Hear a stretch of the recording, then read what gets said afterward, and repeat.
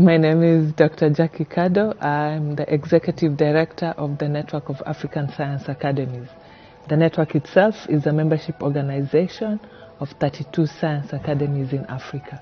It's my 5th time participating in the event. Every year when we participate in the event is to see what we can learn from China, because as a continent we look up to China, especially looking at technological advancement.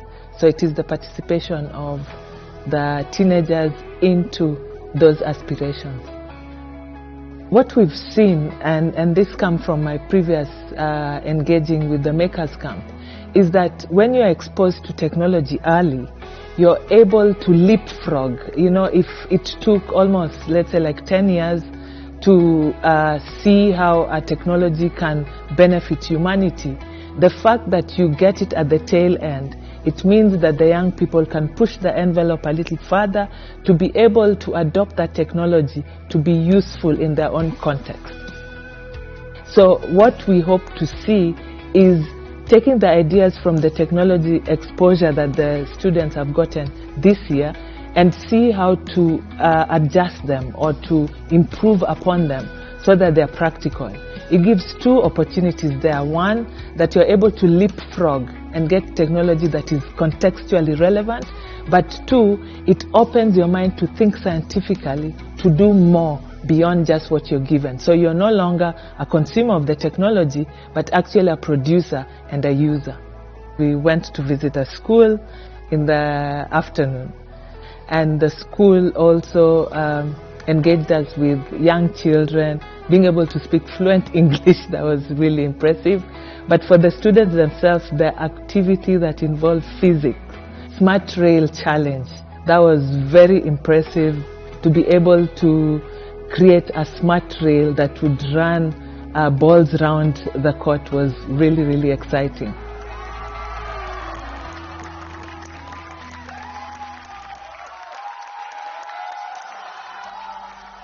What the Makers Camp enhances any new engineer coming into the space is to think about using local materials. You do not have to export or import things to build your own natural infrastructure. So it also enables us to get other contextual surrounding, because engineering is not just building a bridge or building a road. It is a road and a bridge that will be used by people. It means when you're doing roads, you need to think about the greenery that would enhance more ecological beautification of the areas. But it also means that you think about the people using the roads and the diversity.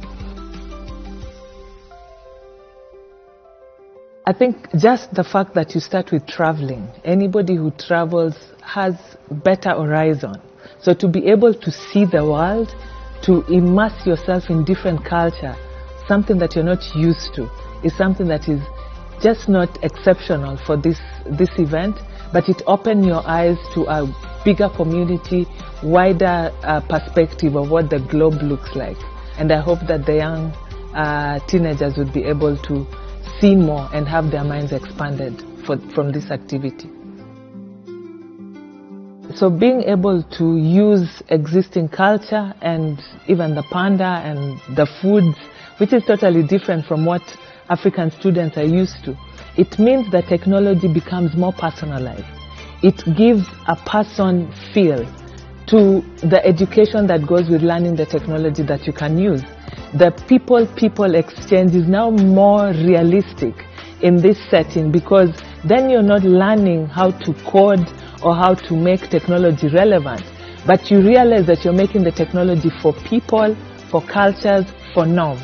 Now that transformation is very, very different, because it's no longer an academic exercise. It's a space for mutual connection, mutual respect, mutual learning, and it enhances what we call like global peace, things that, values that can be enhanced through tech transfer or just because people connected with different people. I think it takes you back to history. There was a time when the Belt and Road Silk pathway was the way to do business in the world. To be able to think that the world can be connected in a single strand is actually really inspiring and motivating to think of a citizen who is global. So you're no longer restricted because you come from different borders. You're no longer restricted because of language. You're no longer restricted because you did not go to school and learn the technology that you learned. Being exposed to the Belt and Road, it means that anyone from anywhere has access to any part of the world. The new businesses that young people will come up with will now have a global face. It will no longer be restricted by barriers or just continental or national. So just that global thinking is something that I think the Belt and Road has brought back into the education.